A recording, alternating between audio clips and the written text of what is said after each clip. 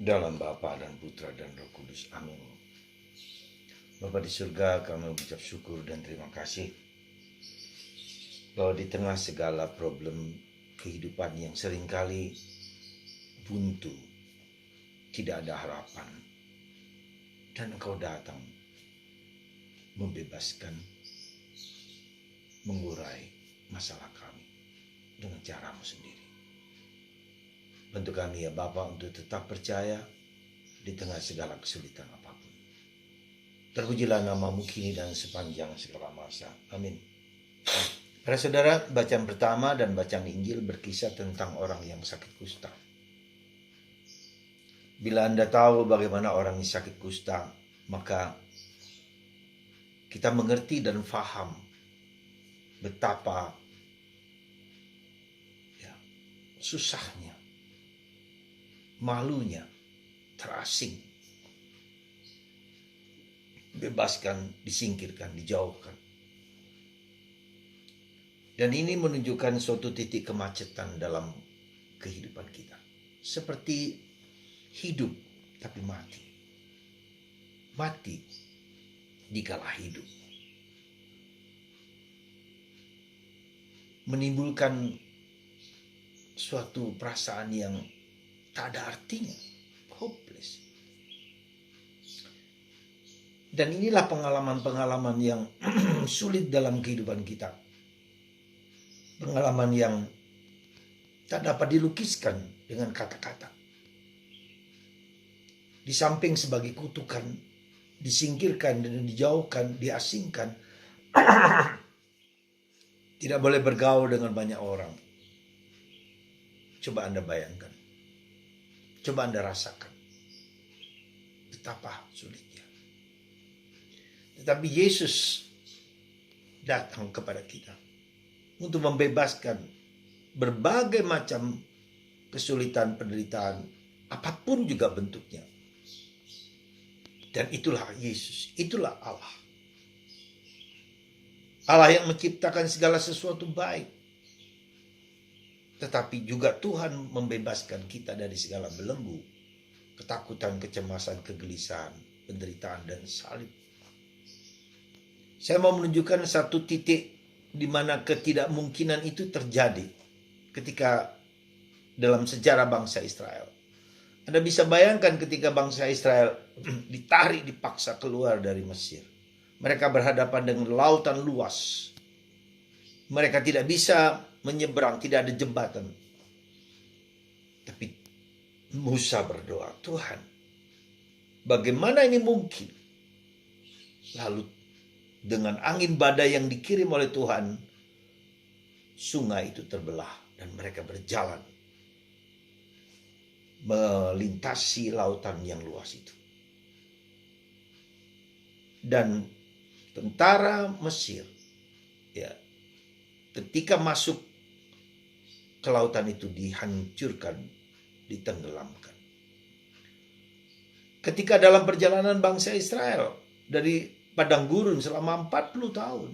Bayangkan 40 tahun bagaimana mereka makan, bagaimana mereka nggak punya gandum, bagaimana mereka nggak bisa punya daging dan segala macam.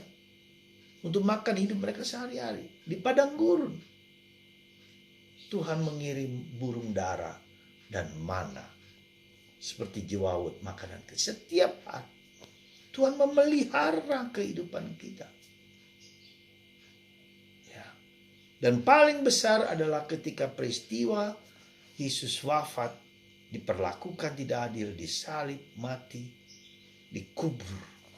Dan Tuhan intervensi membangkitkan Yesus dari mati. Saudara, ketika kita melihat perjalanan bangsa Israel, bahkan ketika kita melihat perjalanan hidup kita masing-masing, di mana Tuhan mengubah hidup kita. Anda bisa melihat secara kecil saja.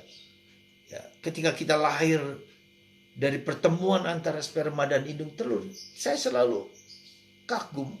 Lalu menjadi mata, menjadi hidung, menjadi telinga, menjadi manusia yang berpikiran, bukan hanya secara fisik, yang berpikiran, yang punya perasaan, yang punya empati, seperti bagaimana Tuhan menciptakan ini bagi kita manusia. Wow. Maka mari kita bersyukur. Bersyukur dan berterima kasih atas apa saja yang telah Tuhan berikan kepada kita. Dan kita bersyukur, berterima kasih, menyembah Tuhan sebagai Sang Allah, Sang Pencipta, Sang Pemelihara hidup kita, Providentia Dei, penyelenggara nilai. Maka kita harus terus berharap, tersungkur. Maka si kusta itu tersungkur di depan Yesus dan minta, Yesus kalau engkau mau sembuhkan aku. Dan Yesus mau. Saudara, begitukah hidup kita? Mengapa kita cemas? Mengapa kita takut? Orang kusta saja dibebaskan dan dibersihkan. Apalagi penyakit kita, apalagi problem kita. Semoga hari ini kita melakukan segala sesuatu demi kemuliaan Allah. Sekali lagi, lakukanlah segala sesuatu, bacaan kedua, dengan demi kemuliaan Allah yang lebih besar. Ad maiorem Dei gloriam, kata-kata ini dipakai oleh para Yesuit untuk menjadikan kemuliaan Allah yang lebih besar. Bukan demi aku, bukan demi orang lain, bukan demi suku, demi apapun. Saudara, semoga Anda dan kita semua bersyukur, memuji Tuhan, menyembah Tuhan, dan sebagai satu-satunya, dan menyerahkan hidup kita seluruhnya kepada Allah. Tuhan 40 tahun memelihara bangsa Israel. Tuhan tetap memelihara kita sampai sekarang. Berkat Tuhan atas Anda semua. Mari saudara, saya mau menambahkan satu hal kecil sehubungan dengan pemilu, ya, Pilpres. Banyak orang mengeluh kepada saya, kenapa gereja berpihak pada kelompok tertentu. Bahkan uskup, bahkan kardinal, bahkan orang para romo mengarahkan kepada paslon tertentu. Menurut analisa saya, karena problemnya sudah sangat parah. Bukan hanya problemnya sangat parah, tetapi berkaitan dengan etika, berkaitan dengan moral. Sebagai pastor, sebagai uskup, sebagai paus, itulah bidang ranah di mana para pastor, para religius harus bersikap. Ya, saya tidak mau membela siapapun, pastor A, 1, 2, dan 3, tidak. Tetapi mengapa sampai kardinal ikut serta dalam nurani bangsa?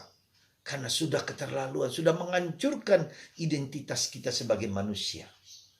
Nalar pikiran sudah buntu, sudah lapuk. Jadi saya berharap mereka yang bertanya pada saya ini menjadi mengerti betapa serius ketika orang tidak memperhatikan etika dan moral. Dan kami para pastor wajib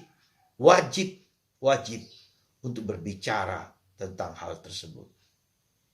Bukan pada calonnya, tetapi bagaimana moral ini. Kalau dihancurkan, hancurlah bangunan negara, bangunan keluarga, bangunan gereja. Saya mohon kepada Anda yang terlibat dalam politik praktis, ya, tetap menggunakan, karena satu kelompok tertentu bahkan didukung oleh jaringan-jaringan yang sangat kuat untuk melegalkan seseorang. Sekali lagi, saya berharap kita semua berdoa dan memilih dengarkan hati nurani kita. Jangan dengarkan apa yang orang lain sampaikan. Hati nurani Anda. Tetapi hati nurani itu juga bisa lumpuh, bisa buntu, bisa tidak berjalan. Nah, karena itulah maka uskup, kardinal ikut dalam kelompok gerakan nurani bangsa. Sekali lagi, mari kita kembali kepada hati nurani yang benar. Sekali lagi yang benar, karena bisa tidak benar. Karena sudah tertutup, sudah termakan oleh pertimbangan-pertimbangan ekonomi, politik, atau sosial, atau apapun, atau ancaman bahkan. Dan itu yang berbahaya. Jadi sekali lagi, supaya Anda paham, mengerti akan apa yang dilakukan oleh pemimpin gereja. Dan itu sikap profetik, sikap kenabian yang harus ditonjolkan. Ya, kita harus menonjolkan sikap kenabian kita dalam situasi yang berbahaya. Dan itu ditunjukkan oleh orang-orang tertentu, oleh tokoh gereja. Tuhan memberkati Anda. dan menyembuhkan Anda dari segala penyakit apapun yang menggoda Anda, lebih daripada kusta dan apapun juga, lewat tangan hamba yang berdosa ini, diberkati oleh Allah yang Maha Kuasa, Bapa, Putra, dan Roh Kudus. Amin.